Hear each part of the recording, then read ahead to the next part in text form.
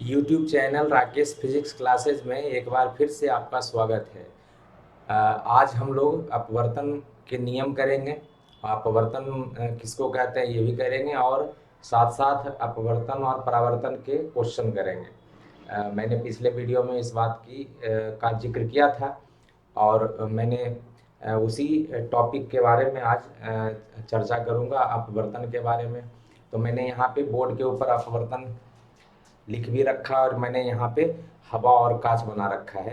तो मैंने इसलिए ऐसा किया है क्योंकि जो अपवर्तन होता है उसमें प्रकाश की किरण एक माध्यम से दूसरे माध्यम में प्रवेश करती है और उसमें जो प्रकाश की किरण है वो अपने जो वास्तविक पथ है उससे अपनी दिशा को परिवर्तित करती है। अगर ऐसा होता है तो हम उसको अपवर्तन की घटना कहते हैं।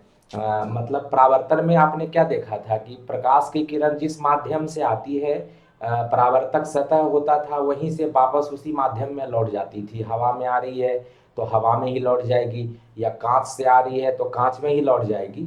तो ऐसा अगर होता है तो उसको हम कहते हैं परावर्तन, है ना। कोई भी परावर्तक सतह, जो हमने कहा था कि अगर ये परावर्तक सतह है, ये परावर्तक सतह है, तो अगर प्रकाश की किरण इधर से आपतित होती है, ये कोई भी माध्यम हो सकता है, तो ये हवा हो सकती है, कांच हो सकता है, तो अगर इसी माध्यम में वापस लौट जाए तो इसको परावर्तक सतह कहा जाता है और इस घटना को परावर्तन कहा जाता है। लेकिन अपवर्तन में प्रकाश की किरण एक माध्यम से दूसरे माध्यम में प्रवेश करती है। मान लीजिए कि ये जो प्रकाश की किरण है यहाँ पे आपतित हुई इस बिंदु पर, दोनों माध्यम को अलग करने वाली ये सतह है, अपवर्तक सतह बोलते हैं इसको, है ना। तो अपवर्तक पृष्ठ है या दो अपवर्तक सतह है जो दो माध्यम को अलग करती है। तो अपवर्तक सतह के किसी बिंदु पर ये आपतित होती है, तो ये अपना जो इसका जो वास्तविक पथ है वो एक्चुअली में यही ये वाला होना चाहिए था। तो ये नहीं हो करके जो इसका जो अपना वास्तविक पथ है, मतलब जो प्रकाश की किरण जहाँ पे जो आपतित हुई थी वहां से जो उसका रास्ता है वो बदल जाता है। तो अपना उसका जो वास्तविक पथ है वो ये है, लेकिन यहाँ से ये परिवर्तित हो जाती है, या इधर चली जाती है या इधर आ जाती है, मतलब परिवर्तित हो जाती है ना। और इसी घटना को अपवर्तन कहा जाता है। तो जब प्रकाश की किरणें एक माध्यम से दूसरे माध्यम में गमन करती है तो उनका वास्तविक पथ जो होता है वो बदल जाता है, या कह सकते हैं वो अपनी दिशा परिवर्तित कर लेती है। इस घटना को अपवर्तन कहा जाता है ना। जब प्रकाश की किरण विरल माध्यम से सघन माध्यम में जाती है तब कुछ अलग होता है, और जब प्रकाश की किरण सघन माध्यम से विरल माध्यम में जाती है तब कुछ अलग होता है। उसके बारे में चर्चा करेंगे, वो अपवर्तन में आता है, ठीक है ना। तो अपवर्तन के बारे में पढ़ेंगे पहले। अपवर्तन के घटना कहते किसको है, तो आपको आता है एक नंबर में अपवर्तन क्या होता है ना। तो क्या लिखेंगे, जब प्रकाश की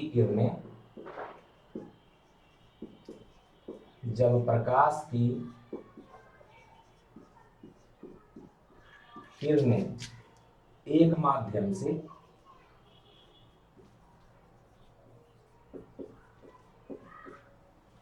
इसको माध्यम को प्रकाशिक माध्यम भी बोलते हैं, है ना। एक प्रकाशिक माध्यम भी बोल सकते हैं, ऑप्टिकल मीडियम।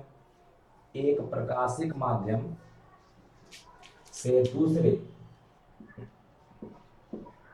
प्रकाशिक माध्यम ऑप्टिकल मीडियम बोलते हैं। प्रकाशिक माध्यम का मतलब ऑप्टिकल मीडियम। एक प्रकाशिक माध्यम से दूसरे प्रकाशिक माध्यम में गमन करती है या प्रवेश करती है, देखा सकते हैं।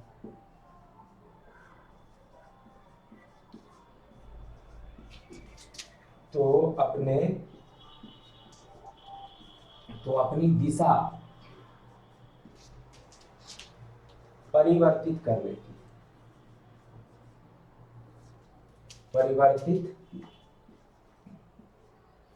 कर लेती है, जो ऐसे भी कह सकते हैं, जो उसकी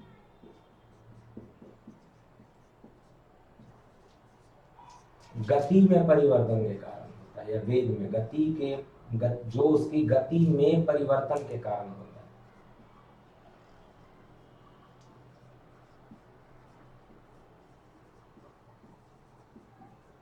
कारण घटित होता है।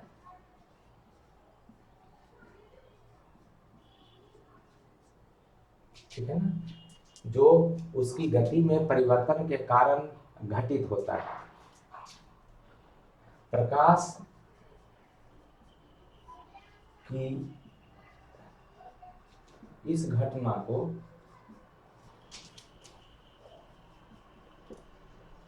प्रकाश का अपवर्तन कहते हैं। प्रकाश का अपवर्तन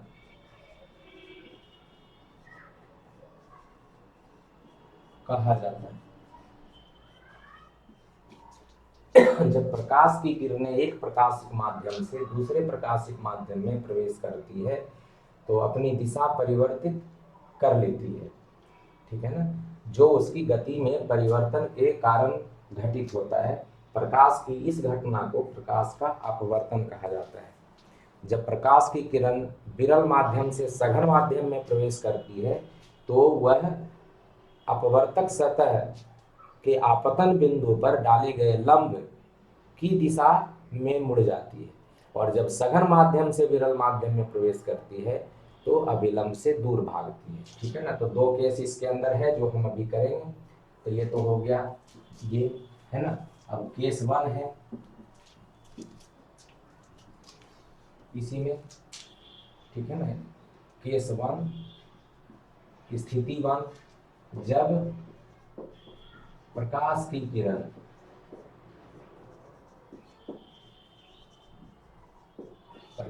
किरण विरल माध्यम, है ना, विरल प्रकाशिक विरल माध्यम, ऑप्टिकली रेयरल मीडियम, प्रकाशिक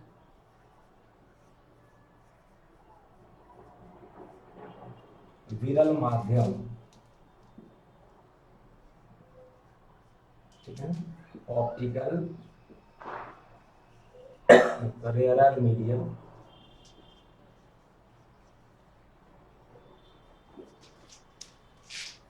से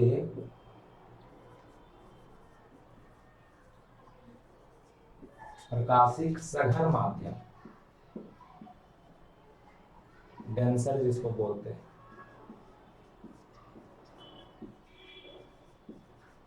जब प्रकाश की किरण प्रकाशिक विरल माध्यम से प्रकाशिक सघन माध्यम में गमन करती है तो अपवर्तक सतह, दोनों माध्यम को अलग करने वाली जो अपवर्तक सतह होती है ना, अपवर्तक सतह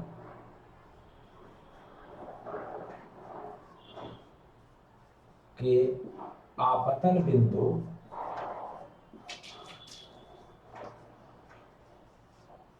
पर डाले गए अभिलंब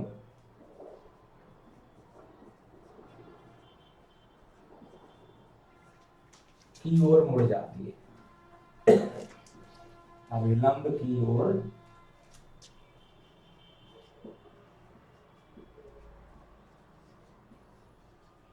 मुड़ जाती है। जैसे मान लीजिए ये आपका है, ये है आपका हवा, ये है आपका कांच। तो हवा प्रकाशिक विरल माध्यम कहा जाता है, कांच प्रकाशिक सघन माध्यम कहा जाता है। तो जब प्रकाश की किरण विरल माध्यम से, ऑप्टिकली रेयरल मीडियम से प्रकाशिक विरल माध्यम से सघन माध्यम में प्रवेश करती है तो दोनों जो यह माध्यम है हवा और कांच को अलग करने वाली जो सतह है, ये अपवर्तक सतह, इसी को बोलते हैं, इसको बोलते हैं अपवर्तक सतह। दोनों सतह को अलग करने वाली जो ये सतह है ना, अपवर्तक सतह के आपतन बिंदु पर।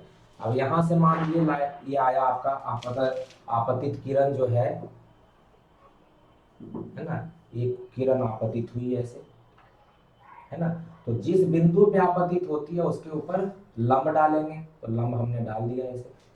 तो ये इसी को बोलेंगे अभिलंब और ये जो है वो क्या हो गया, आपतित किरण हो गया।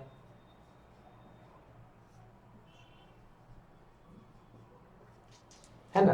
तो ये जो बिंदु है जहां पे आपतन बिंदु है P, ये हो गया P बिंदु पर हमने जो लंब डाला ये, है ना। तो जब प्रकाश की किरण विरल माध्यम से सघन माध्यम में प्रवेश करती है, विरल माध्यम ये हवा है, सघन माध्यम कांच है, तो विरल माध्यम से जब सघन माध्यम में गमन करती है या प्रवेश करती है, तो जो आपतन बिंदु है उसके ऊपर डाले गए अभिलंब की दिशा में मुड़ जाती है, मैंने यही लिखा है। तो अपवर्तक सतह के आपतन बिंदु पर डाले गए अभिलंब की ओर मुड़ जाती है। तो ये जाना चाहिए था, इसको इस दिशा में ऐसे जाना चाहिए था सीधा, लेकिन ये इधर नहीं जा करके क्या होगी, ऐसे मुड़ जाएगी। मतलब दिख रहा है आपको कि इधर नहीं जा करके ये अभिलंब की दिशा में मुड़ गया, है ना। तो ये लाइन ऐसे हो गई ठीक है। तो अभिलंब की दिशा में मुड़ जाती है, और ऐसा इसलिए होता है क्योंकि प्रकाश की जो किरण है इसका वेग परिवर्तित हो जाता है। यहाँ पे वेग ज्यादा होता है, विरल माध्यम में वेग ज्यादा होता है, सघन माध्यम में वेग कम हो जाता है। तो सघन माध्यम में वेग कम होने के कारण उतने ही समय में जब विरल माध्यम होता है तो प्रकाश ज्यादा दूरी तय करता है, और सघन माध्यम में कम दूरी तय करता है, और इसीलिए वो मुड़ जाता है जिससे कि कम दूरी तय करना पड़े। मतलब क्या है कि यहाँ पे जो वेग होता है हवा में वेग या विरल माध्यम में प्रकाश का वेग ज्यादा होता है, सघन माध्यम में प्रकाश का वेग कम हो जाता है। तो कहीं ऐसे भी क्वेश्चन आ जाता है कि अगर दो माध्यम है, विरल माध्यम है, सघन माध्यम है, तो किसमें प्रकाश का वेग ज्यादा होता है, या प्रकाश की किरणें अभिलंब की ओर मुड़ती है तो इससे प्रकाश का जो वेग है वो प्रभावित होता है। कैसे प्रभावित होता है, पहले की अपेक्षा कम हो जाता है, पहले की अपेक्षा बढ़ जाता है। तो दिखना है कि ये विरल माध्यम है तो यहाँ पे प्रकाश का वेग ज्यादा होगा, ये सघन माध्यम है तो प्रकाश का वेग या गति कम हो जाएगा, तो पहले की अपेक्षा कम हो जाएगा। तो ये ध्यान रखना है कि वेग जो है पहले की अपेक्षा कम हो जाती है जब प्रकाश की किरण विरल माध्यम से सघन माध्यम में प्रवेश करती है। हवा विरल माध्यम है और प्रकाश ये कांच जो है वो सघन माध्यम है। तो प्रकाश की किरण जब विरल माध्यम से सघन माध्यम में प्रवेश करती है तो ये होता है। अब ये जो किरण हुई इसको क्या कहेंगे, तो इस किरण को कहते हैं अपवर्तित किरण। आपतित किरण है ना, अपवर्तित किरण, अपवर्तन की घटना हो रही है तब कहेंगे अपवर्तित किरण। अब ये जो आपतित किरण है और अभिलंब के साथ जो कोण बन रहा है ये वाला कोण, इसी को आपतन कोण कहते हैं। तो आई जो हो जाएगा उसको क्या कहेंगे, आपतन कोण कहेंगे। एंगल ऑफ इंसिडेंस बोलते हैं इसको, आपतन कोण, ठीक है ना। और जो अभिलंब है, अभिलंब और अपवर्तित किरण ये वाला जो कोण है ना, अभिलंब के साथ अपवर्तित किरण जो कोण बनाती है उसको अपवर्तन कोण कहते हैं। तो यहाँ पे हो गया अपवर्तन कोण, है ना, एंगल ऑफ रिफ्रैक्शन, ठीक है ना, इसको एंगल ऑफ रिफ्रैक्शन बोलते हैं, एंगल ऑफ रिफ्रैक्शन ये ध्यान रखिएगा। इसको एंगल ऑफ इंसिडेंस बोलते हैं, है ना, इसको एंगल ऑफ इंसिडेंस बोलते हैं।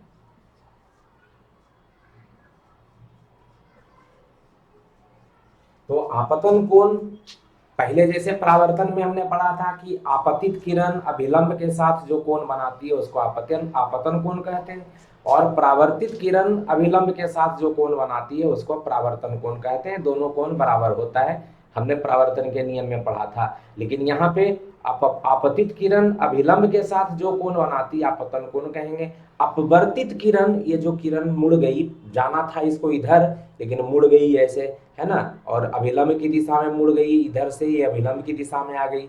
तो जो कोण बना रही है या अपवर्तित किरण जो अभिलंब के साथ कोण बना रही है आर, उसको कहेंगे अपवर्तन कोण, ठीक है ना। और आपको साफ साफ दिख रहा है कि ये वाला कोण आई बड़ा है और ये वाला कोण छोटा है, क्योंकि अगर ये लाइन एकदम सीधा होता तब ये वाला कोण बड़ा, ये जो पूरा का पूरा कोण होता वो आई के बराबर होता। सम्मुख कोण जिसको वर्टिकली अपोजिट एंगल बोलते हैं, आमने सामने का कोण बराबर कोण होता है। तो आर का वैल्यू इसका मतलब छोटा हो गया।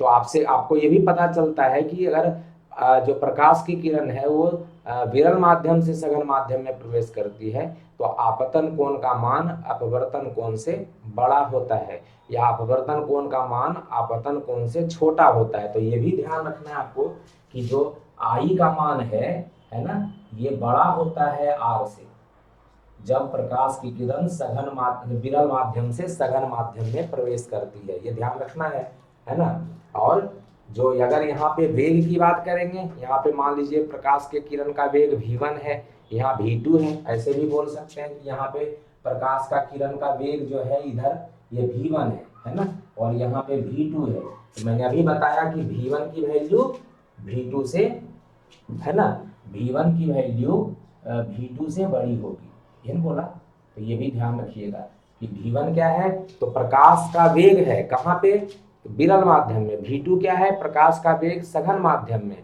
v1 का वैल्यू v2 से बड़ा होता है, मतलब सघन माध्यम में प्रकाश का वेग घट जाता है। तो ये एक एक नंबर के क्वेश्चन के लिए बहुत इंपॉर्टेंट है आपके लिए। अब आते हैं केस नंबर 2 पे। जब प्रकाश की किरण प्रकाशिक विरल माध्यम के जगह पे सघन माध्यम से, उल्टा इस बार कर देते हैं कि प्रकाशिक सघन माध्यम से, है ना, ऑप्टिकली डेंसर मीडियम से प्रकाशिक विरल माध्यम में, प्रकाशिक विरल माध्यम में गमन करती है तो अपवर्तक सतह के आपतन बिंदु पर डाले गए अभिलंब से दूर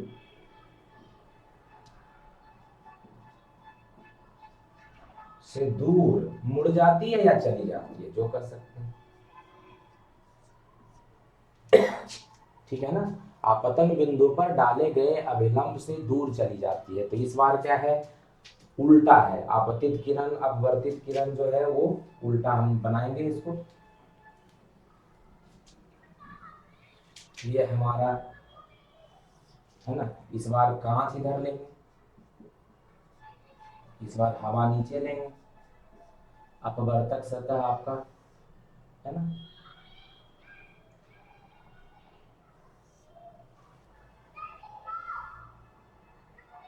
एकदम से सीधी जाती है ना, यहाँ पे परपेंडिकुलर डाल लेते हैं।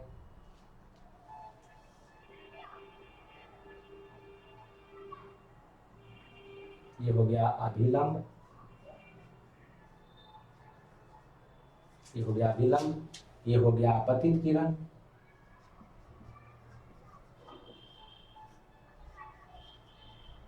आपतित किरण हुआ तो ये वाला कोण आई कोण होगा, आपतन कोण हो ही जाएगा फिर से, है ना। जानी चाहिए थे इस लाइट को ऐसे, लेकिन ये सघन माध्यम से विरल माध्यम में जाती है तो अपने लाइन से, अपना जो वास्तविक पथ है उससे दूर भागती है, जो अभिलंब है उससे। तो ये अभिलंब है, अगर ये लाइन से इधर आएगी तो अभिलंब की दिशा हो जाएगी, दूर भागेगी तो ये ऐसे निकल जाती है। तो ये हो गया अपवर्तित किरण।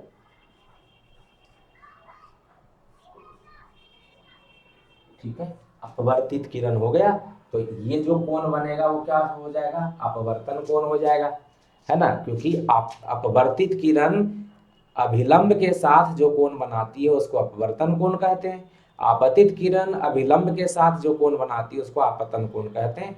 ये सघन माध्यम से विरल माध्यम में आप किरण आ रही है तो अभिलंब से दूर भाग जाती है ना, अभिलंब से दूर भागती है, दूर चली जाती है ना। तो एंगल ऑफ इंसिडेंस तो वही रहेगा ही, अपवर्तन कोण भी वही रहेगा, लेकिन यहाँ पे अब चिन्ह बदल जाएगा क्योंकि आपको दिख रहा है कि आई का मान तो इतना के बराबर है, ये वाला, ये एंगल आई के बराबर है। सामने सम्मुख कोण जो होता है वर्टिकली अपोजिट, ये वाला आर जो है उससे बड़ा हो चुका है। तो जब सघन माध्यम से विरल माध्यम में प्रकाश की किरण आती है तो जो अपवर्तन कोण होता है आपतन कोण से बड़ा हो जाता है ना। तो ये उल्टा लगाना पड़ेगा अपवर्तन कोण। और अगर यहाँ पे जो मान रखिएगा कि प्रकाश का वेग v1 है, यहाँ पे प्रकाश का वेग v2 है ना, इस तरीके से अगर रखिएगा कि कांच में प्रकाश का वेग v1 है, हवा में प्रकाश का वेग v2 है, तो इसका मतलब है कांच की अपेक्षा इसमें वेग बढ़ गया होगा। हमेशा ध्यान रखिए जो विरल माध्यम होता है उसके अंदर जो आपका प्रकाश है उसका वेग हमेशा ज़्यादा होता है, सघन माध्यम में हमेशा कम होता है। तो V2 ज़्यादा हो जाएगा, V1 कम हो जाएगा, ठीक है ना। तो इस बार V2 ज़्यादा हो जाएगा, V1 कम हो जाएगा। तो सघन माध्यम में प्रकाश का वेग हमेशा कम होता है, विरल माध्यम में प्रकाश का वेग हमेशा ज़्यादा होता है। और जो चीज़ नहीं बदलता है दोनों माध्यम में, वो आपको पता है, आपने पढ़ा है, वो आवृत्ति होता है, फ्रीक्वेंसी होता है, ठीक है ना। तो फ्रीक्वेंसी नहीं बदलता, फ्रीक्वेंसी जो प्रकाश की फ्रीक्वेंसी होती है, आवृत्ति होती है, वो यहाँ भी वही रहता है, यहाँ भी वही रहता है, ठीक है ना। बदलता क्या है, तो ये वेग बदलता है और एक और वेवलेंथ बदलता है, ठीक है ना। जो तरंग दैर्घ्य होता है वो भी बदल जाता है। तो तरंग दैर्घ्य की बात भी करेंगे हम लोग, लेकिन अभी इसके जो हमने वेलोसिटी की बात की उसके रेस्पेक्ट में, ऐसे आप पढ़ रखे हैं v is equal to nu lambda होता है। फ्रीक्वेंसी यहाँ से अगर देखिएगा v is equal to nu lambda, आप फ्रीक्वेंसी इंटू लैम्डा पढ़ते हैं, तो यहाँ से हो जाएगा v by lambda is equal to nu. अब आपको पता है ये तो चेंज होने जा नहीं रहा, इसका मतलब है कि जब वेलोसिटी बढ़ेगी तो ये कांस्टेंट रहने के लिए लैम्डा भी बढ़ना चाहिए, है ना। ये वाला मान तभी कांस्टेंट रहेगा जब ये बढ़ेगा तो ये भी बढ़ेगा, ये बढ़ेगा ये घटेगा तब तो ये मान बढ़ जाएगा, है ना। तो ध्यान रखना, ये बढ़ता है तो ये भी बढ़ता है तब ये कांस्टेंट रहता है, ये घटता है तो ये भी घटता है तो ये कांस्टेंट रहता है। मतलब अगर यहाँ पे v1 वेलोसिटी है तो यहाँ पे वेवलेंथ जो है ना, अगर ये ज़्यादा वेलोसिटी का मान यहाँ पे ज़्यादा है, जैसे कांच में तो वेलोसिटी का मान कम होता है, तो यहाँ पर वेवलेंथ भी कम होगा। यहाँ पे जो आपका वेग है, हवा में वेग, जो प्रकाश का वेग है वो ज़्यादा होता है तो वेवलेंथ भी ज़्यादा होगा। तो कह सकते हैं अगर उसके संदर्भ में भी बोला जाए कि यहाँ पे लैम्डा है ना, इसका वेवलेंथ जो है λ1 हो जाए, यहाँ पे वेवलेंथ λ2 हो जाए, तो उस संबंध से, ये वाला संबंध से यहाँ पे ध्यान रखिएगा कि कांच में वेवलेंथ लैम्डा लिया है हमने, तो कांच का सघन माध्यम होता है तो लैम्डा की वैल्यू कम हो जाएगी, और हवा विरल माध्यम होता है तो लैम्डा की वैल्यू उसमें ज़्यादा होगी। तो λ1 λ2 से छोटा हो जाएगा, क्योंकि कांच में जो वेवलेंथ होगा वो कम होगा, क्योंकि गति अगर कम होगा तो वेवलेंथ भी कम होगा, है ना। वेग कम होगा तो वेवलेंथ कम होगा, वेग ज़्यादा होगा तो वेवलेंथ भी ज़्यादा होगा। यहाँ वेग ज़्यादा है, हवा में वेग ज़्यादा होता है तो वेवलेंथ भी ज़्यादा होगा। हवा में, कांच में वेग कम है, कांच में वेग, प्रकाश का वेग कम है तो वेवलेंथ मतलब तरंगदैर्घ्य भी कम होगा। तो ये आपका 1 नंबर के क्वेश्चन में बहुत इंपॉर्टेंट है, आपसे पूछ देता है कि कहाँ पे वेग ज़्यादा होगा, कहाँ पे प्रकाश का तरंगदैर्घ्य ज़्यादा होगा। तो रिलेशन वाइज ये देख लीजिए, बहुत इंपॉर्टेंट बन जाता है आपके लिए। तो ये हो गया 2 माध्यम में आपका कि यही इसको कहते हैं प्रकाश का अपवर्तन। तो प्रकाश का अपवर्तन अब आपको क्लियर समझ में आया होगा कि अच्छा, जब प्रकाश की किरण एक माध्यम से दूसरे माध्यम में आती है तो जो बिंदु पर, जिस बिंदु पर अपवर्तक सतह के जिस बिंदु पर आपतित होती है, ये आपतन बिंदु है, पहले वाले में हमने यहाँ पे लिखा था आपतन बिंदु। तो इस पर जो अभिलंब डाला जाता है, उस अभिलंब से या तो दूर भागती है या उसके पास आती है। इसके पहले वाले केस में हमने वही किया था कि जब विरल से सघन माध्यम में प्रवेश करती है तो अभिलंब की दिशा में मुड़ जाती है, और सघन से विरल माध्यम में जब प्रवेश करती है तो दूर भाग जाती है ना। तो ये प्रकाश का अपवर्तन का बृहत रूप है, मतलब आपको समझने के लिए। लेकिन उसमें केवल ये बोला जाता है कि जब प्रकाश की किरण एक माध्यम से दूसरे माध्यम में प्रवेश करती है तो अपनी दिशा परिवर्तित कर लेती है। इस घटना को प्रकाश का अपवर्तन कहते हैं, जो प्रकाश के वेग में परिवर्तन के कारण होता है। लेकिन दोनों स्थितियां आपको एकदम क्लियर कर देती है कि जब सघन माध्यम से विरल माध्यम में आता है तब क्या होता है, विरल माध्यम से सघन माध्यम में आता है तब क्या होता है, ठीक है। तो ये है प्रकाश का अपवर्तन। अब प्रकाश का अपवर्तन का नियम करेंगे हम लोग।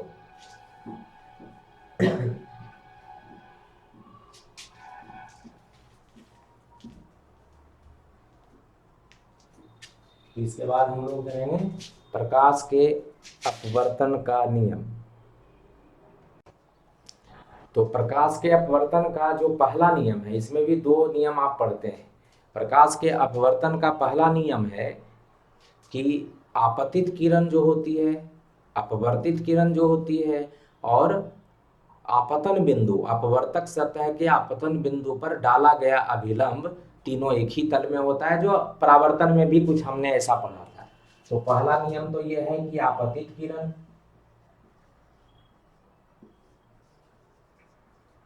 अपवर्तित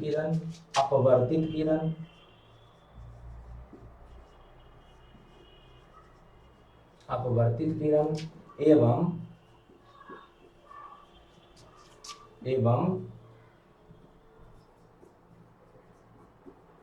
दोनों माध्यमों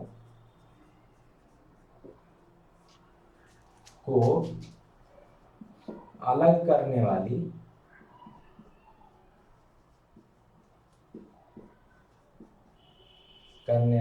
अपवर्तक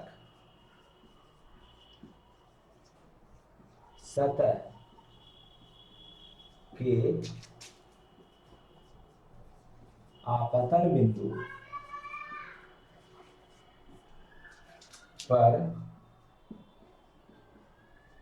डाला गया अभिलंब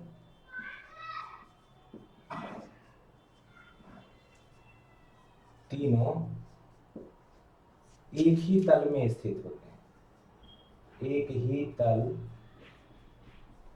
में स्थित होते हैं।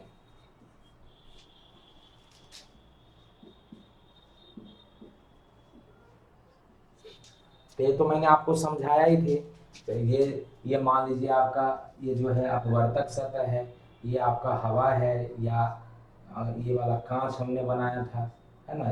एक जो है किरण, आपतित किरण ऐसे आ रही है, आपतित किरण आई तो जहां पे आई ये जो बिंदु है इसको आपतन बिंदु कहेंगे। तो यहाँ पे आपने अभिलंब डाल दिया, ये अभिलंब हो गया, है ना। अब ये लाइट जो है विरल से सघन माध्यम में आ रही है, तो ये इस तरीके से नहीं जा करके, है ना, सीधी नहीं जा करके किधर जाएगी, तो विरल से सघन माध्यम में जाती है तो अभिलंब की दिशा में मुड़ जाती है। ये जो है आपका अभिलंब है, तो अभिलंब की दिशा में मुड़ जाएगी। अभिलंब इधर है, ये वाला अभिलंब है, तो उधर नहीं जा करके ये अब इधर जाएगी। तो इसको हमने कहा था कि आपतित किरण ये हो गई, है ना, अपवर्तित किरण ये हो गई, ये हो गया आपतन कोण, ये हो गया अपवर्तन कोण। तो आप देख रहे हैं कि जो आपतित किरण है, ये अपवर्तित किरण है, और जो ये अभिलंब है, तीनों इस बोर्ड के ऊपर है, तो तीनों एक ही तल में स्थित होते हैं। ये बोल रहा है कि आपतित किरण, अपवर्तित किरण एवं दोनों माध्यमों को अलग करने वाली अपवर्तक सतह, ये वाला अपवर्तक सतह, अपवर्तक सतह के आपतन बिंदु, ये वाला आपतन बिंदु है ना, ये जो बिंदु है ये वाला, ये आपतन बिंदु है, ये अपवर्तक सतह है, ये वाला अपवर्तक सतह है। दोनों को अलग करने वाली जो सतह होती है उसको अपवर्तक सतह कहते हैं। P आपतन बिंदु है, आपतन बिंदु P पर हमने अभिलंब डाल दिया, तो कह रहा है ये अभिलंब, ये आपतित किरण ये वाली, है ना, ये जो लाइन है जो इसके ऊपर आ रही है, और यहाँ से जो अपवर्तित होकर के जा रही है, ये वाली जो रेखा है, तीनों एक ही तल में, मतलब इसी बोर्ड के ऊपर स्थित है। और आप बनाएंगे तो आपके कॉपी के ऊपर तीनों लाइन बन जाएगा, इसलिए उसको कहते हैं एक ही तल में स्थित है। दूसरा जो है नियम, प्रकाश के अपवर्तन का जो नियम है, उसी को स्नेल का नियम भी कहा जाता है। तो आपसे पूछ देता है केवल स्नेल का नियम बताइए, स्नेल का नियम इनमें से कौन है, तो केवल उसका एक्सप्रेशन पूछ देता है, n1 sin i is equal to n2 sin r, है ना। तो वो मतलब कहने का मतलब ये है कि स्नेल लॉ इम्पोर्टेंट है, आपको स्नेल का नियम भी पूछ देगा या उसका एक्सप्रेशन पूछ देता है। तो 1 नंबर में बहुत इंपॉर्टेंट है, 2 नंबर में भी इंपॉर्टेंट है। तो दूसरा जो है इसका नियम, वो स्नेल नियम कहा जाता है। तो दूसरा नियम क्या आता है प्रकाश के अपवर्तन का? दूसरा नियम,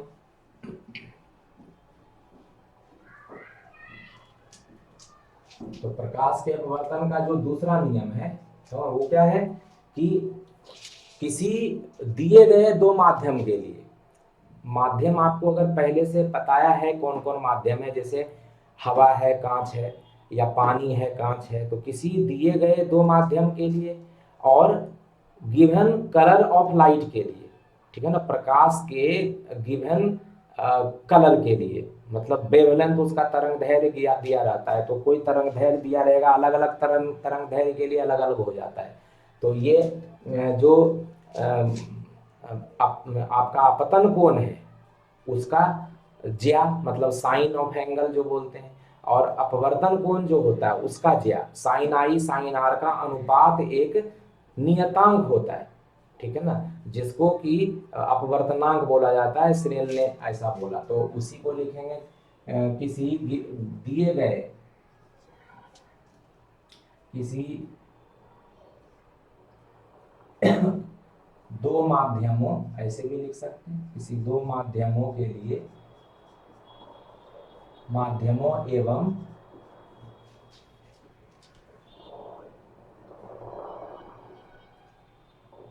किसी दो माध्यम एवं दिए गए प्रकाश के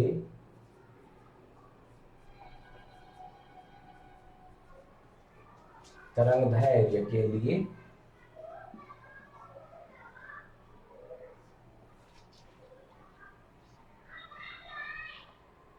आपतन कोण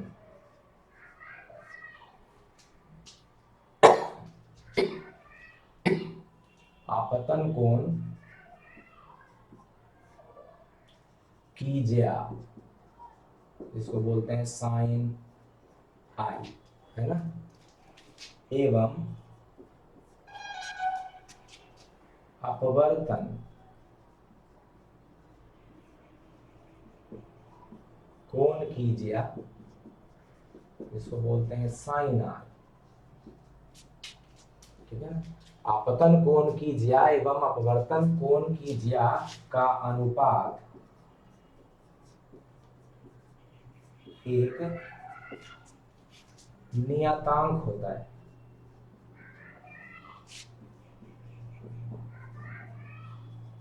नियतांक होता है, अर्थात sine I upon sine R, ये एक नियतांक का मतलब कांस्टेंट होता है,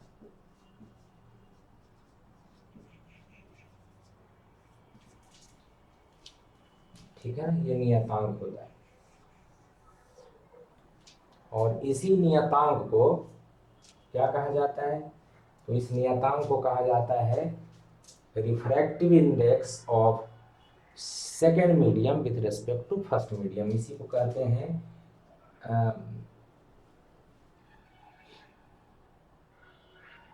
अपवर्तना रिफ्रैक्टिव इंडेक्स दूसरे जो माध्यम है, मतलब हवा से अगर कांच में जा रहा है तो कांच का अपवर्तनांक हवा के सापेक्ष हो जाता है ना, तो कह सकते हैं हवा के या यहाँ पे पहले माध्यम के सापेक्ष,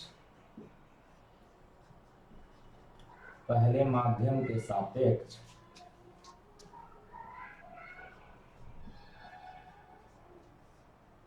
दूसरे माध्यम का अपवर्तनांक, ठीक है, जिसको संकेत में लिखा जाता है n21, इस तरीके से लिखते हैं, या ऐसे भी लिखा जाता है, n यहाँ रहता है, 2 ऐसे लिखते हैं, 1 ऐसे लिखते हैं, बहुत तरीका है लिखने का, ठीक है ना। म्यू का भी यूज किया जाता है, म्यू का मतलब इस तरीके से भी यूज करते हैं, 2 यहाँ लिखते हैं, 1 यहाँ लिखते हैं, तो ये तरीका है लिखने का। तो जो रिफ्रैक्टिव इंडेक्स है, इंग्लिश में इसको रिफ्रैक्टिव इंडेक्स बोलते हैं, है ना, तो relative refractive index of second medium with respect to first medium, इसको बोलते हैं relative refractive index of second medium with respect to first medium, मतलब अपवर्तनांक है सेकेंड मीडियम का, दूसरे माध्यम का अपवर्तनांक है पहले माध्यम के सापेक्ष, और इसी को कौन मतलब नियतांक जो होता है जहाँ उसका मान ये होता है ना, कांस्टेंट का, और इसी को मतलब क्या हो जाएगा, साइन आई बटा sine R is equal to n21, इस तरीके से लिख सकते हैं, है ना, और इसी को कहते हैं स्नेल का नियम, ठीक है ना, इसी को बोला जाता है, इसे स्नेल का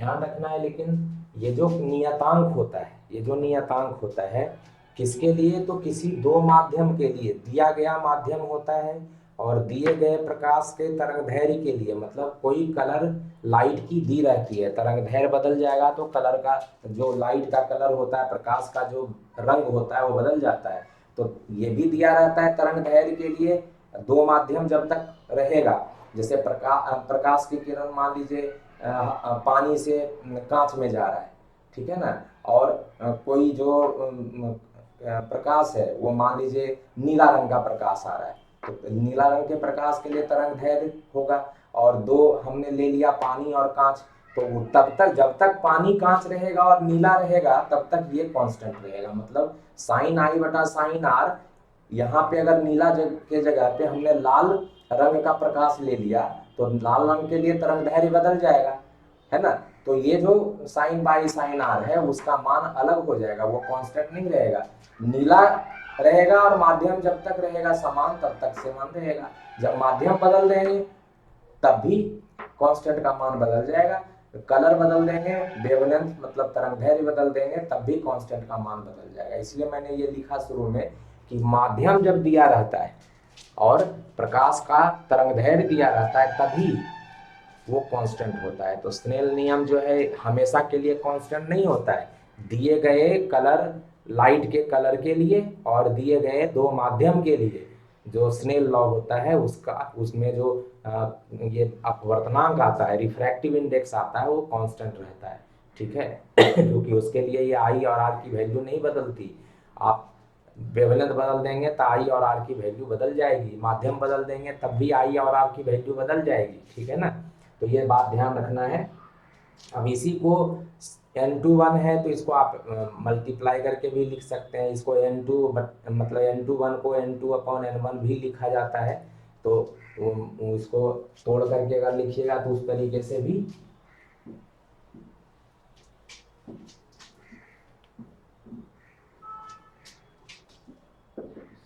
साइन आई बटा साइन आर, है ना, ये जो है आपका n21 को इस तरीके से भी लिखते हैं n2/n1, इसको आगे चल के बताएंगे आपको, ठीक है ना, second medium with respect to first medium. और यहाँ से कोना कोनी गुना कर लीजिए तो हो गया n1 साइन आई बराबर n2 साइन आर। तो आपसे क्वेश्चन में पूछ देता है इनमें से स्नेल का नियम कौन है, ये भी स्नेल का नियम है ना, ये भी स्नेल का नियम है।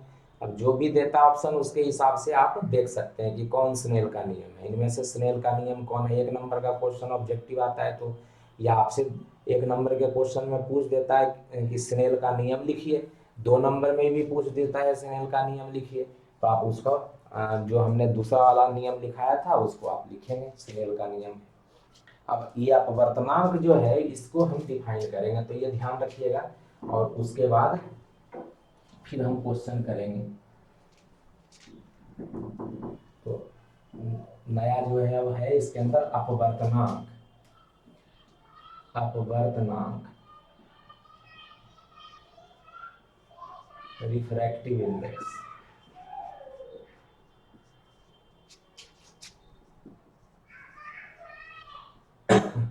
इसको n से संकेत करते हैं, है ना।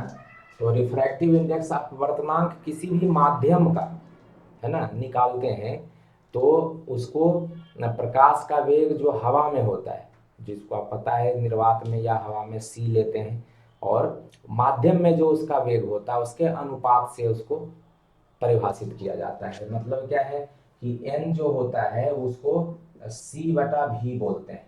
तो ये c क्या है, प्रकाश का, ये क्या हो गया, प्रकाश का निर्वात में वेग हो गया, या इसको हवा में भी ले लेते हैं, अब बटा प्रकाश का माध्यम में वेग, प्रकाश का माध्यम में वेग।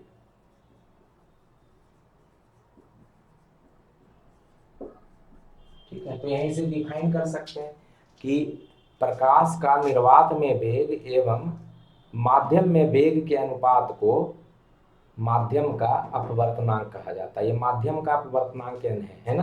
तो यहाँ से परिभाषित करेंगे तो क्या लिखेंगे, किसी माध्यम, या ऐसे लिख सकते हैं प्रकाश का निर्वात में वेग, जिसको आप c कहते हैं, एवं माध्यम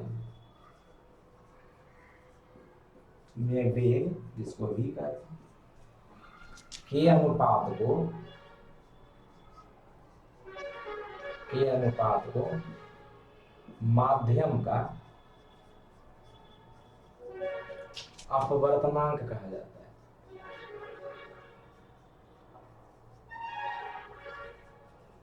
माध्यम का अपवर्तनांक कहा जाता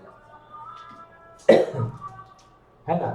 तो माध्यम का अपवर्तनांक मतलब यहाँ पे n से हमने संकेत किया है, n m भी लिख सकते हैं, है ना। तो ऐसे लिख सकते हैं n माध्यम बराबर c बटा v। माध्यम कुछ भी हो सकता है, हवा हो सकता है, कांच हो सकता है ना। जैसे हम यहाँ पे n माध्यम है, m का मतलब माध्यम है ना, मीडियम। तो n कांच अगर हम बोले, कांच का जो रिफ्रैक्टिव इंडेक्स होगा, अपवर्तनांक होगा, तो क्या होगा, तो ये हो गया निर्वात में, मतलब c, ये तो c ही रहेगा। c का मान आपको पता है, c क्या होता है, तो 3 × 10⁸ मीटर प्रति सेकंड।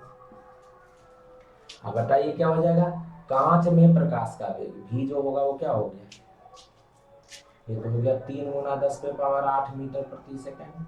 अब बताइए क्या हो जाएगा, कांच में प्रकाश का वेग,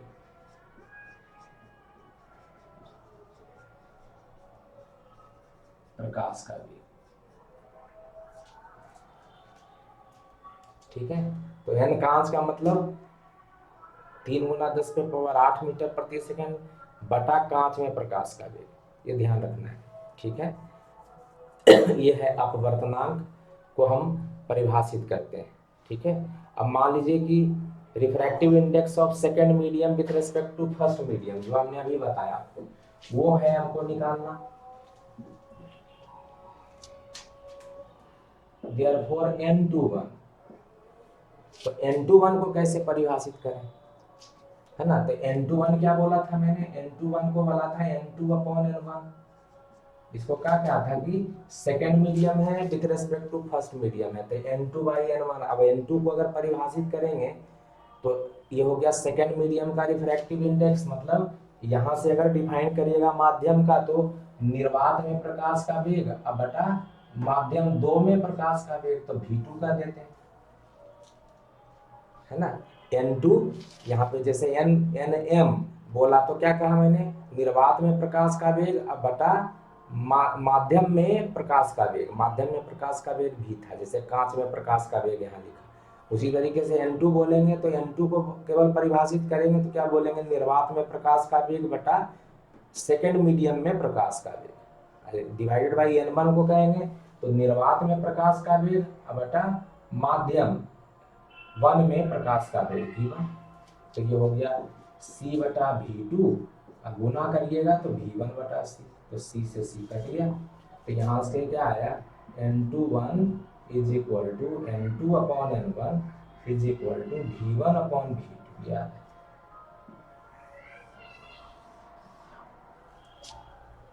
है ना। तो ये ध्यान रखना है कि n21 को आप n2/n1 लिखेंगे तो v1/v2, मतलब इससे ऐसे भी समझ सकते हैं कि NWG लिख दें, refractive index of water with respect to glass. इसका मतलब होता है रिफ्रैक्टिव इंडेक्स ऑफ वाटर बटा रिफ्रैक्टिव इंडेक्स ऑफ ग्लास। और इसका मतलब आप देख सकते हैं n1 है तो v1 ऊपर है, मतलब वेलोसिटी के सापेक्ष अगर लिखिएगा तो ग्लास के अंदर वेलोसिटी ऊपर चला जाएगा, वाटर वाला वेलोसिटी नीचे आ जाएगा। इससे अगर आप देखेंगे तो वही चीज तो है। यहाँ देख लीजिए 2 1 है तो 2 ऊपर है 1 नीचे है ना। WG है तो W ऊपर है G नीचे है, लेकिन 1 फिर वेलोसिटी में ऊपर हो गया 2 नीचे हो गया, मतलब G ऊपर हो जाएगा W नीचे हो जाएगा। तो आप देख सकते हैं कि वेलोसिटी में वो उल्टा हो जाता है है ना। और हमने एक बात बताया था कि जिसकी वेलोसिटी ज़्यादा होगी वहाँ पे वेवलेंथ का भी अगर ध्यान रखिएगा तो वेवलेंथ भी ज़्यादा होना चाहिए, है ना। तो ये आपका रिलेशन वाइज अगर देखिएगा तो N W G is equal to N W upon N G is equal to V G upon V W, ये करके हम लोग निकाल सकते हैं, ठीक ना। और यहाँ से अगर इसी चीज़ को उल्टा लेते अगर n1 2 लेते तो ये उल्टा आ जाता, v2/v1 आ जाता, है ना। तो मतलब यहाँ से मैं ये लिखूँ अगर n1 2, तो n1 2 लिखते तो क्या हो जाता, n1 2 लिखते तो होता है n1/n2, n1/n2 हो जाता है, ये ना होता है। और n1/n2 होता है तो क्या हो जाता है कि v2/v1 हो जाता है। तो अगर दोनों को मल्टीप्लाई कर दीजिए n21 इंटू n1 क्या आया v1/v2, v1/v2, और n12 क्या आया v2/v1, v2/v1 कट गया सर। इससे क्या पता चलता है n21 गुना n12 ये 1 के इक्वल होता है। Refractive index of second medium with respect to first medium, उसी को उल्टा कर दिया, मतलब refractive index of water with respect to glass, इससे ये पता चला refractive index of water with respect to glass गुना refractive index of glass with respect to water 1 होता है। उल्टा कर दिया इसको, वाटर ग्लास है ग्लास वाटर कर दिया, ठीक है ना। कांच और ये जो पानी कांच है ये कांच पानी कर दिया। इससे ये भी पता चला कि अगर आपको water with respect to glass निकालना है और ये दिया हुआ है तो 1/, से निकल जाता है। मतलब जैसे मान लीजिए आपसे ये दिया कि ग्लास का पानी के रिस्पेक्ट में जो रिफ्रैक्टिव इंडेक्स है 1.5 है, तो NWG निकालिए, है ना। NWG का मान क्या होगा, तो कुछ नहीं करना है, खाली इसका रेसिप्रोकल ले लेना है। NWG क्या हो जाएगा, तो NGW दिया हुआ है, ये उल्टा है तो इसको रेसिप्रोकल कर देंगे, 1/NGW कर देंगे, इसका मान 1/1/1.5 कर देंगे, वही आंसर आ जाएगा, है ना। तो ये ध्यान रखना है कि इसका मतलब ये होता है। तो रिफ्रैक्टिव इंडेक्स जो आपका जिसको आप अपवर्तनांक बोलते हैं दूसरे माध्यम के सापेक्ष पहले माध्यम का, वो इस तरीके से एक दूसरे से संबंधित होता है। ध्यान ये रखना है कि जब कोई केवल दूसरा जब प्रकाश की किरण एक माध्यम से दूसरे माध्यम में आती है, लेकिन पहला माध्यम अगर हवा है तो उसको एब्सोल्यूट रिफ्रैक्टिव इंडेक्स या सिंपल रिफ्रैक्टिव इंडेक्स कहा जाता है। मतलब कभी भी दिया रहे कि रिफ्रैक्टिव इंडेक्स ऑफ वाटर ये दिया हुआ, मतलब पहला माध्यम छुपा रहा है वो कि हवा है, उसके बारे में बात कर लेते हैं। तो इसको तो हटा देते हैं।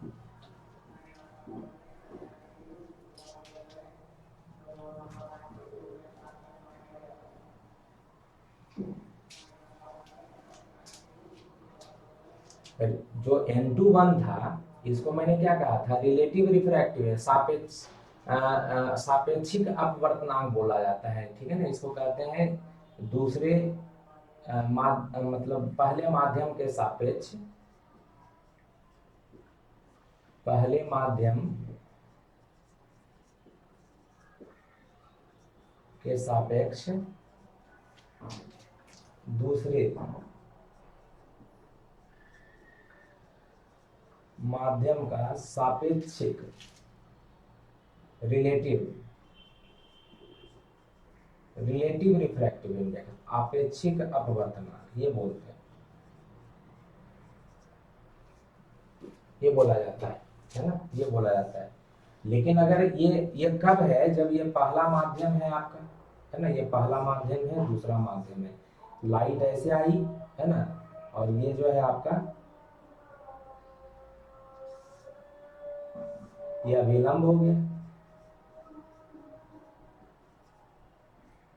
ठीक है ना। लाइट ऐसे जानी चाहिए थी, किधर भी चली गई, ऐसे चली गई, 1 से 2 जब गया। तो अब ये जो आपने पढ़ा था साइन आई बटा साइन आर, तब आपने क्या पढ़ा, यहाँ पे कोण जो होगा वो आई हो जाएगा, ये कोण आर हो जाएगा। आपने पढ़ा साइन आई बटा साइन आर बराबर n2 यदि पहला माध्यम, इसको 1 कह रहे हैं, हवा हो तो n21 को क्या कहा जाता है? निरपेक्ष अपवर्तनांक कहा जाता है ना? एब्सोल्यूट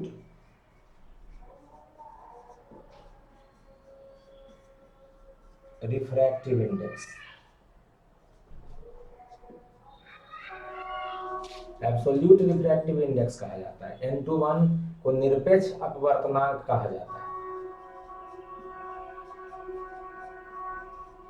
ठीक है ना? निरपेक्ष अपवर्तनांक या कह सकते हैं निरपेक्ष अपवर्तनांक या केवल अपवर्तनांक, केवल अपवर्तनांक कहा जाता है। तो ये बड़ी इंपॉर्टेंट चीज है, केवल अपवर्तनांक, निरपेक्ष अपवर्तनांक बोलता है।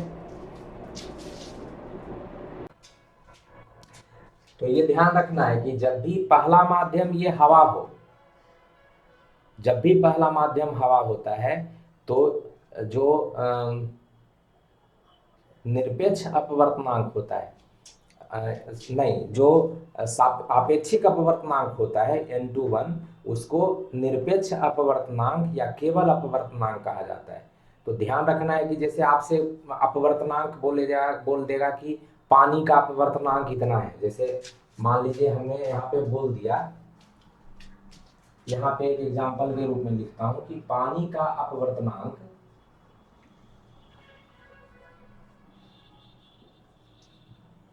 1.1.33 है, ये हमने लिख दिया, ठीक है ना? पानी का अपवर्तनांक 1.33 है।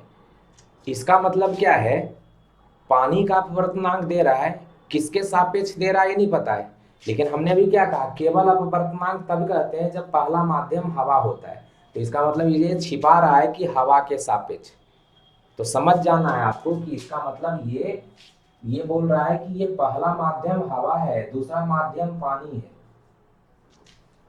पहला माध्यम हवा है, दूसरा माध्यम पानी है, और प्रकाश की किरण हवा से आ रही है, पानी के अंदर आई है ना? तो विरल से सघन माध्यम में आएगी तो अभिलंब की दिशा में मुड़ जाएगी, है ना? तो आपको समझना है कि पानी का अपवर्तनांक का मतलब NW दिया है, लेकिन वो आपसे छुपा लिया कि दूसरा कौन है। तो इसका मतलब सही मायने में क्या हो गया कि ये दिया हुआ NW, लेकिन ये NW हवा के सापेक्ष है, तो NWA दिया हुआ है 1.33। ये आपको पकड़ना है। अगर वो लिख देगा क्या कहते हैं आपेक्षिक अपवर्तनांक, तब तो दो माध्यम देगा ही, कोई माध्यम, क्योंकि जो पहला माध्यम है दूसरा माध्यम है दोनों बताना पड़ेगा। लेकिन जब वो नहीं बता रहा है, इसका मतलब है कि पहला माध्यम छुपा रहा है। और जब भी पहला माध्यम हवा होता है तो उसको सिंपल अपवर्तनांक भी बोला जाता है या निरपेक्ष अपवर्तनांक बोलते हैं। तो अगर कहा जाए कि पानी का अपवर्तनांक कितना है, ग्लास का अपवर्तनांक कितना है, मतलब हवा को छुपा रहा है, और उसको आपको लिख करके तब जो है क्वेश्चन बनाना है।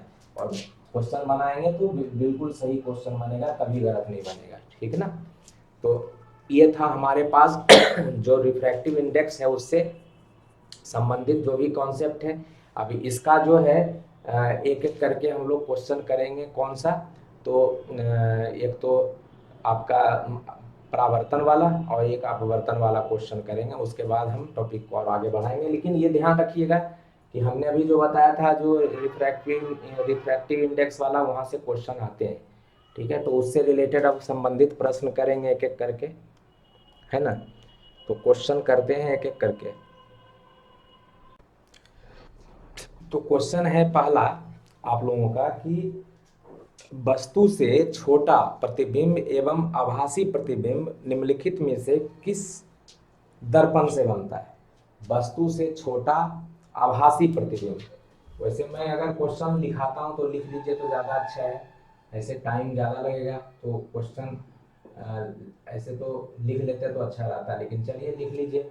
वस्तु से छोटा, वस्तु से छोटा है ना, एवं आभासी प्रतिबिंब, आभासी प्रतिबिंब निम्न में से निम्नलिखित में से किस दर्पण द्वारा प्राप्त होता है, द्वारा प्राप्त होता है,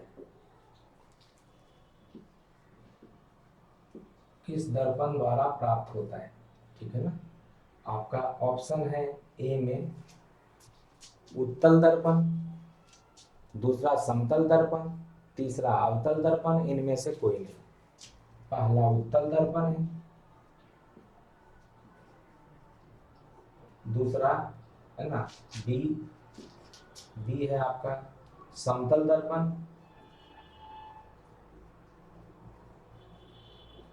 सी है आपका अवतल दर्पण, और डी है इनमें से कोई नहीं, इनमें से कोई नहीं। Convex mirror, plane mirror, concave mirror, और इनमें से कोई नहीं, नन ऑफ दीज। ठीक है ना। तो वस्तु से छोटा एवं आभासी प्रतिबिंब किस दर्पण द्वारा प्राप्त होता है। मैंने कल आपको बताया था कि जब उत्तल दर्पण लेते हैं तो उत्तल दर्पण से हमेशा छोटा प्रतिबिंब प्राप्त होता है और हमेशा आभासी प्रतिबिंब होता है ना। तो ध्यान रखना है कि वस्तु से छोटा और आभासी प्रतिबिंब हमेशा किस दर्पण से प्राप्त होता है, तो उत्तल दर्पण से। ठीक है ना। समतल दर्पण से आभासी प्रतिबिंब प्राप्त होता है लेकिन बराबर होता है, मतलब वस्तु के आकार के बराबर होता है। अवतल दर्पण से आभासी प्रतिबिंब जो प्राप्त होता है वो बड़ा प्रतिबिंब प्राप्त होता है, छोटा नहीं होता है। इसका मतलब आंसर कौन सा हो जाएगा, उत्तल दर्पण। तो आंसर हो जाएगा आपका ये वाला सही। ठीक है ना। Question number 2। तो इसको उत्तल दर्पण जो होता है हमेशा आभासी प्रतिबिंब देता है और वस्तु के आकार से छोटा देता है। वस्तु से बड़ा आभासी प्रतिबिंब किस दर्पण से बनता है, वस्तु से बड़ा आभासी प्रतिबिंब किस दर्पण से बनता है। दूसरा क्वेश्चन ये है, लिखिए वस्तु से बड़ा आभासी प्रतिबिंब किस दर्पण से बनता है। वस्तु से बड़ा आभासी प्रतिबिंब किस दर्पण से बनता है। वस्तु से बड़ा आभासी प्रतिबिंब किस दर्पण से बनता है। फिर से ऑप्शन यही है, उत्तल दर्पण, समतल दर्पण, अवतल दर्पण, इनमें से कोई नहीं। तो क्या होगा, अभी क्या बताया कि जो आभासी प्रतिबिंब होता है वो वस्तु से छोटा हमेशा बनता है, वो उत्तल दर्पण होता है। समतल दर्पण भी आभासी प्रतिबिंब देता है लेकिन वस्तु के आकार के बराबर देता है, तो ये वस्तु के आकार के बराबर बनाता है। अवतल दर्पण से दो तरह का प्रतिबिंब प्राप्त होता है, एक आभासी और दूसरा वास्तविक।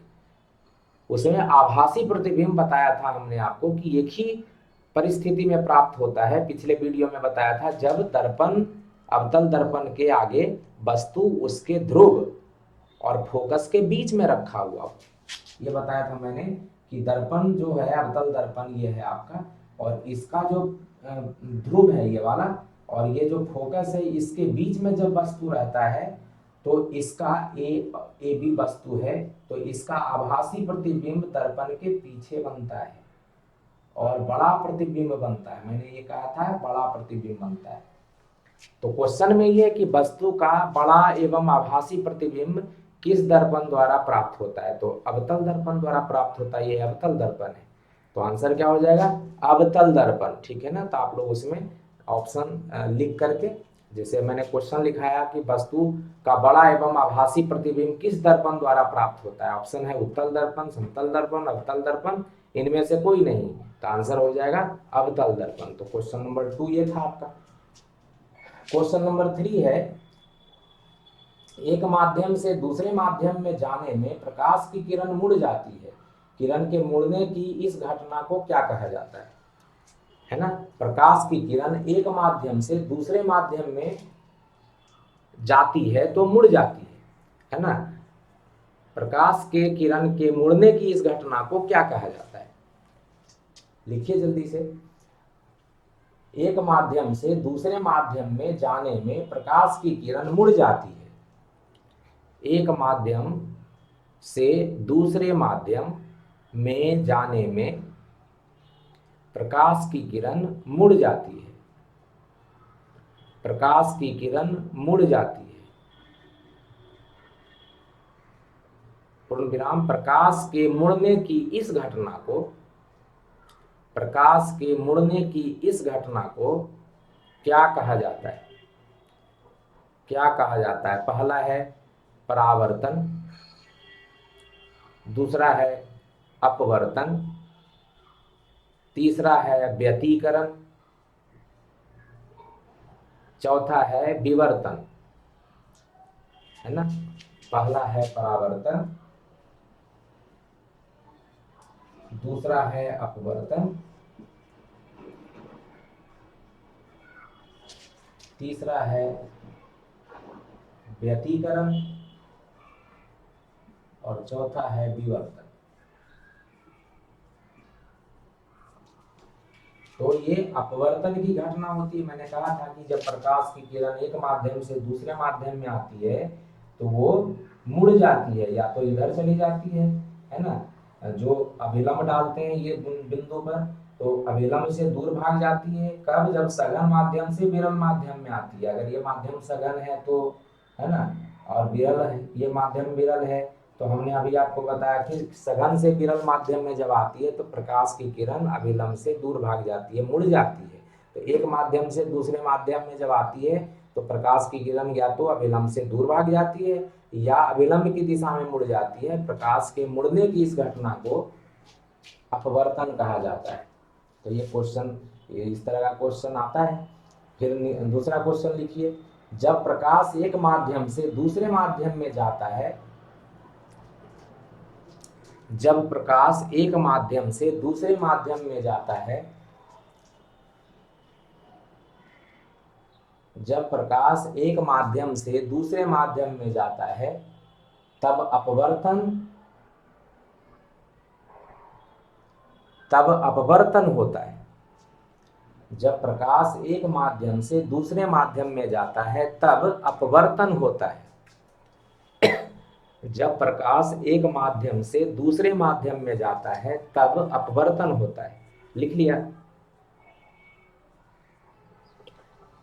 जब प्रकाश एक माध्यम से दूसरे माध्यम में जाता है तब अपवर्तन होता है।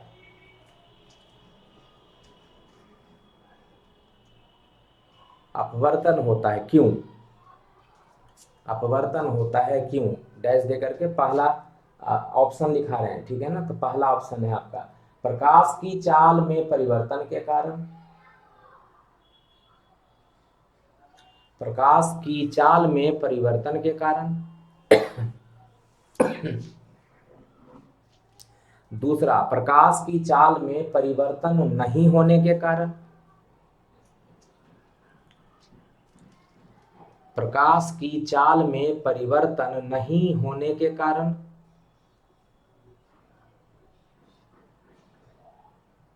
प्रकाश की चाल में परिवर्तन नहीं होने के कारण। पहला ऑप्शन था प्रकाश की चाल में परिवर्तन होने के कारण, दूसरा है प्रकाश की चाल में परिवर्तन नहीं होने के कारण, और तीसरा प्रकाश के रंग में परिवर्तन होने के कारण, प्रकाश के रंग में परिवर्तन होने के कारण, प्रकाश के रंग में परिवर्तन होने के कारण, और चौथा है उपयुक्त सभी के कारण, उपर्युक्त सभी के कारण। तो आपको पता है, अभी मैंने बताया था आपको अपवर्तन का नियम। तो क्या बोला था? जब प्रकाश की किरण एक माध्यम से दूसरे माध्यम में जाती है तो उसका वेग परिवर्तित हो जाता है ना। हमने कहा था जब विरल से सघन माध्यम में जाती है उसका वेग कम हो जाता है, जब सघन से विरल माध्यम में जाती है तो उसका वेग बढ़ जाता है ना। V1 V2 में मैंने बताया था V1 बड़ा हो जाता है V2 से, या V1 छोटा हो जाता है V2 से। हमने कोण भी बताया था आपको कि जो आपतन कोण है जब प्रकाश की किरण विरल माध्यम से सघन माध्यम में जाती है तो आपतन कोण आई आर से बड़ा होता है, और सघन से विरल माध्यम में जाती है तो आपतन कोण आई जो आपका अपवर्तन कोण आर से छोटा होता है। दोनों हमने बताया था, लैम्डा भी बताया था, वेवलेंथ का रिलेशन भी बताया था। तो यहाँ पे क्या होगा, जब अपवर्तन होता है तो क्या होता है, वेग में परिवर्तन के कारण। तो पहला वाला जो ऑप्शन था आपको प्रकाश की चाल में परिवर्तन के कारण, वो वाला सही होगा। ठीक है ना। तो ये ध्यान रखना है कि किस कारण से ऐसा होता है। ठीक है। अब बताइए जो है ये क्वेश्चन, जब प्रकाश कांच में प्रवेश करती है तो इसका तरंगदैर्घ्य, जब प्रकाश कांच में प्रवेश करती है, जब प्रकाश कांच में प्रवेश करती है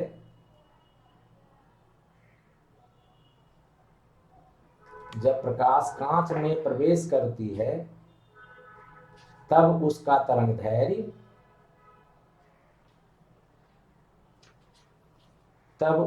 तरंगदैर्घ्य, पहला घटता है,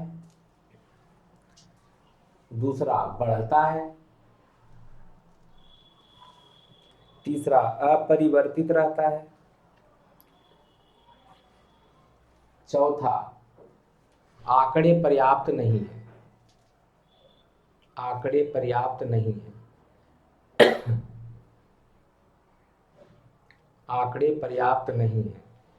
तो आपको पता है कि हमने इसको भी बताया था कि जब प्रकाश की किरण हवा से कांच में प्रवेश करेगी तो हवा में उसका वेग 3 गुना 10⁸ मीटर प्रति सेकंड होता है। तो वहां से लेकिन कांच में जब प्रवेश करेगी तो उसका वेग घट जाएगा। और हमने ये भी बताया था कि जहाँ पे वेग घटेगा वहाँ पे तरंगदैर्घ्य भी घटेगा, जहाँ पे वेग बढ़ेगा वहाँ तरंगदैर्घ्य भी बढ़ेगा। इसका मतलब जब प्रकाश जो होती है हवा से कांच में, यहाँ नहीं लिखा है लेकिन कांच में प्रवेश करने का मतलब है कि हवा से ही कांच में जा रही होगी। तो जब हवा से कांच में जाएगी तो उसका वेग घट जाएगा, वेग घटेगा तो तरंगदैर्घ्य भी घट जाएगा, है ना। तो पूछ रहा है उसका तरंगदैर्घ्य पे क्या प्रभाव पड़ेगा, तो उसका तरंगदैर्घ्य घट जाएगा। ठीक है। तो ये कुछ क्वेश्चन अभी कराए हैं, इसके बाद बाकी और क्वेश्चन कराएंगे आपको, पूरा का पूरा एक सेट अभी। तो वो क्वेश्चन दूसरे वीडियो में कराएंगे क्योंकि ऑलरेडी ये वीडियो थोड़ा लंबा होते जा रहा है, तो फिर इसको अपलोडिंग में दिक्कत हो जाएगी। तो मैं अभी यहीं पे इसको रोकता हूँ, अगले वीडियो में आपको मैं क्वेश्चन कराऊंगा पूरा अपवर्तन वाला और परावर्तन वाला। ठीक है। तब तक इसको देखिए, समझिए, और जो अगर नहीं आता है समझ में तो उसको दोबारा देखिएगा तो चीज़ें और भी आपको समझ में आएंगी, है ना। और पढ़ाई करिए मन लगा करके, है ना। मिलते हैं दूसरे वाले वीडियो में क्वेश्चन के साथ। बाय।